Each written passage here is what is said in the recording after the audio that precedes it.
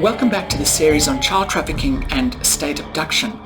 In the first episode, I said I'd be continuing on with separating a child from a loving parent, but I'm not going to do that. I think we'll get to understand that in more detail once we have a greater understanding of the family court and how the child protection departments are operating.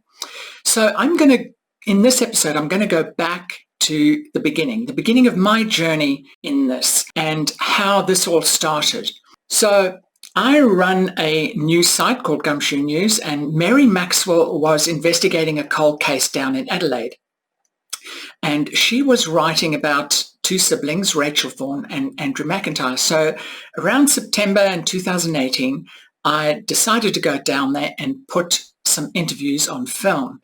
And that is when I met the most wonderful and courageous Rachel Vaughn. And I have to thank her for her courage and showing us the way, showing us the light and how this sexual abuse on children actually happens. And that began the process of learning.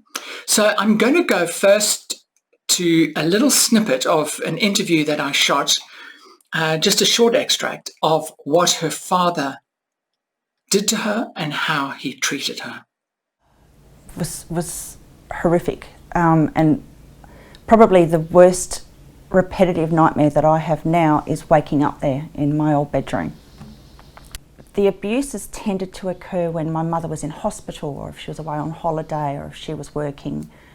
I always knew never to get in the car with him. I tried my very best to avoid him. I spent a lot of my time with the chickens and the dog in the backyard, hiding in trees, hiding. I hid a lot. A lot of the time, shortly after the abuse would occur, my father would use a phrase that would help me to forget, and obviously I wanted to forget. No, I was a very busy child. I did a lot of sewing, I did a lot of making of things. I was very artistic. And the sexual abuse was it was so frequent. I suppose to a degree, I got used to it. I learned other ways to cope with his sexual attentions where I wasn't getting raped as often. It's quite traumatic listening to these accounts. Rachel describes these abuses in great detail. And it's hard to imagine what she must have suffered as a child. But we have to thank her for telling her story so that we can understand what other children today might be going through. And she's given quite a few interviews to across the world and to the International Tribunal of Natural Justice. She's described her accounts there. It was during the first weekend I was down there. She said, there's a little girl that I believe has suffered the same injury as I have. And she was referring to her father cutting her in the rectum with a knife. Now, in medical terms, this is a sphincterotomy and it is done for medical reasons. But in this instance, it's done to facilitate abuse and rape.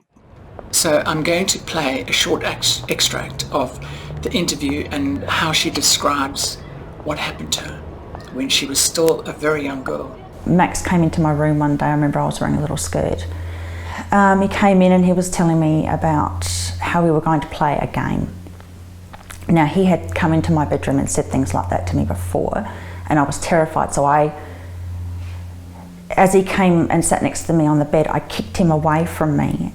He then fiddled around in his back pocket and he had a knife. It was a very oddly shaped knife, short little handle with a curved blade on it. And the blade wasn't sharp on the outside curve, it was sharp on the inside curve. He then held me around my waist so that my bottom was here, very, very tightly. I could not get away. I remember struggling. I then felt a searing pain on the inside to the left. He then pulled the knife out, undid his belt, undid his fly, and then raped me anally while I was bleeding. It's difficult to imagine what some children have to go through.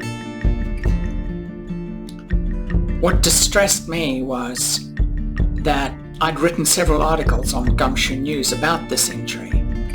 Now, I'm in my 60s. I'd never heard of this injury before.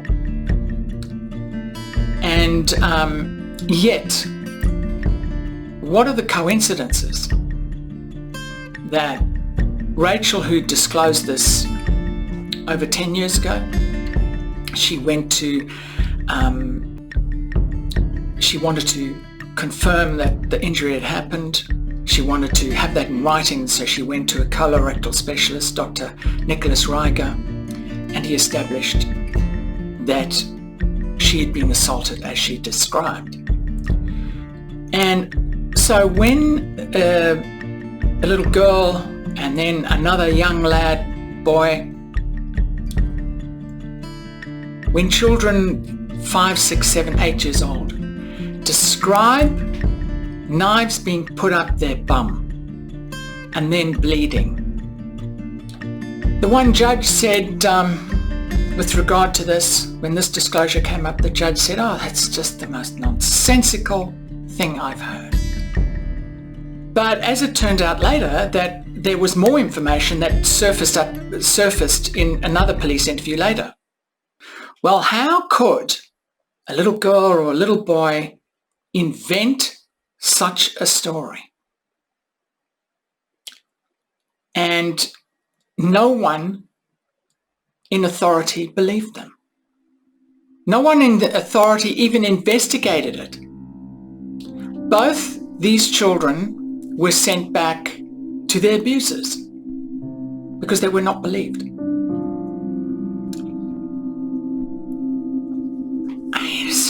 It's just absolutely staggering.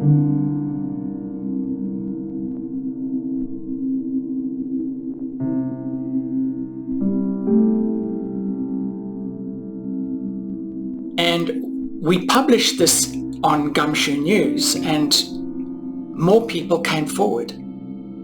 More protective parents came forward saying that their children had described this, and adults came forward and said this had been done to them when they were children. I did a survey in 2018, and in one of the questions, 14% of the responders, and there were about 70 people, protective parents who answered the survey, 14% said their children had suffered rectal bleeding. So how many children in Australia are keeping this secret? And in all these cases, the children were removed from the protective parent because the authorities did not believe the children. You cannot read these documents and say, no abuse happened. We are not going to investigate. There's only one other alternative, and that is they do believe the kid. They do know the kid is being abused. But the social workers or the psychologists or whoever, they've been instructed to not believe, to act against the best interests of the child, to conceal the evidence, to conceal the abuse. And in most cases, the children get reunified back with their abuser. And the child is alienated from the protective parent.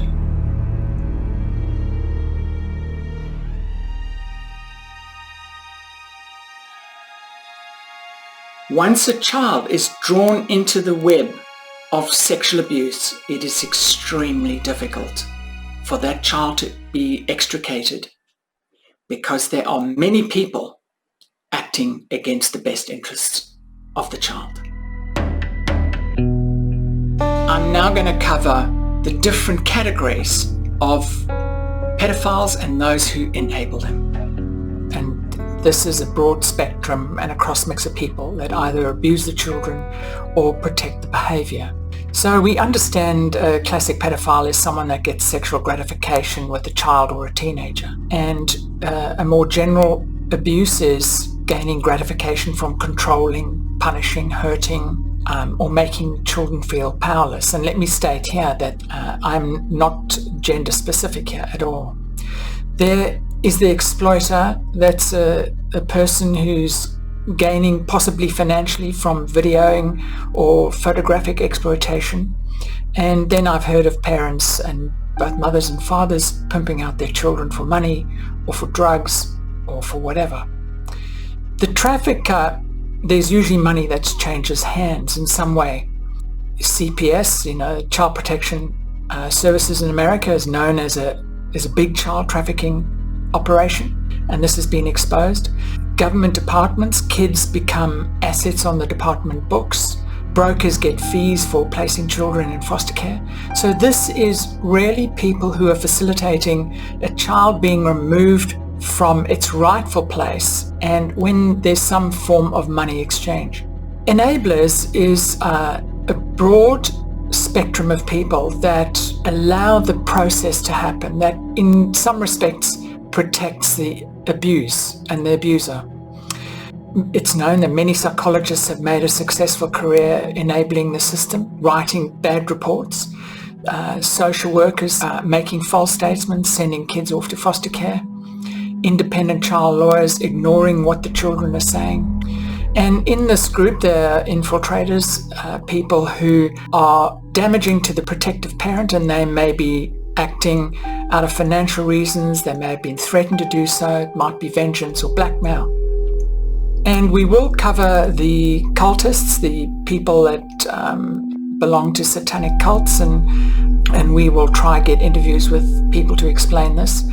And then there are the experimenters, the people that deal in medical experiments, MK Ultra experiments, mind control, the splitting of personalities.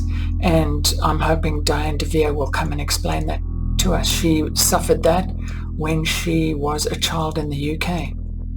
Then there's a large category of the blind, those that turn the other way, and consists of government ministers, the judiciary, that prefer to keep, as I say, the status quo going. They don't want to rock the boat. Then we get the deniers, and usually this is family. They're ashamed of the intrusion of pedophilia in their family, and they just want to move on from the abuse. They want to leave it behind. They want to kick the can down the road. But silence and suppression of their abuse is extremely damaging. It has lifelong consequences. So to all those social workers, police, children's lawyers, psychologists that are not believing the children, I think it doesn't make sense. It doesn't follow logic.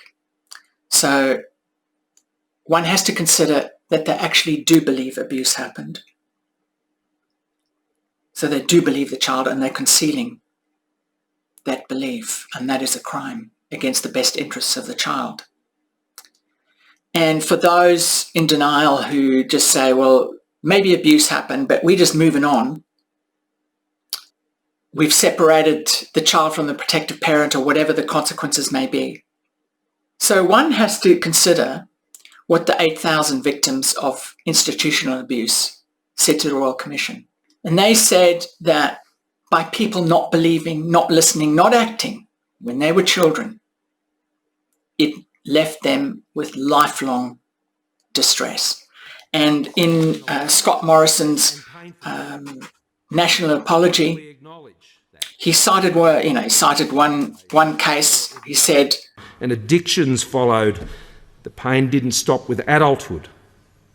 Relationships with partners and children became strained as survivors struggled with the conflicting currents within them. A survivor named Faye told the Royal Commission, "Nothing takes the memories away. It happened 53 years ago, and it's still affecting me." When a child spoke up, they weren't believed, and the crimes continued with impunity. But the Royal Commission never went outside the remit of institutions. So there are thousands upon thousands of children that are suffering abuse across Australia. And right across the Western world, it seems that the child departments and the courts are acting in unison. and there seems to be a plan of breaking up family. So hopefully we'll start joining these dots as we go through the series. So I hope that you will return, subscribe, share, stick with us, and I'll see you